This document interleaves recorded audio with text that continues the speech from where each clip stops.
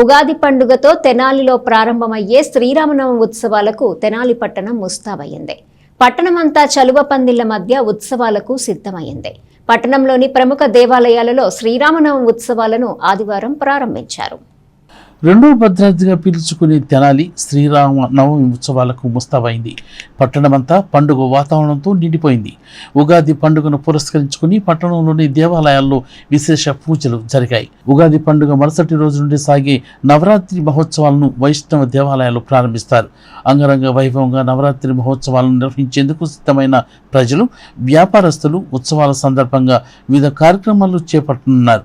Market సెంటర్లోని దొంగరాముడి గుడిగా పిలుచుకుని Shri Sitaramaswamy వారి దేవస్థానం నందు శ్రీరామ ఉత్సవాలకు సిద్ధమైంది. ఉగాది పండుగను పురస్కరించుకుని విశేష పూజలు చేసిన అనంతరం శ్రీరామనవమి ఉత్సవాలకు అంకురార్పణ చేశారు.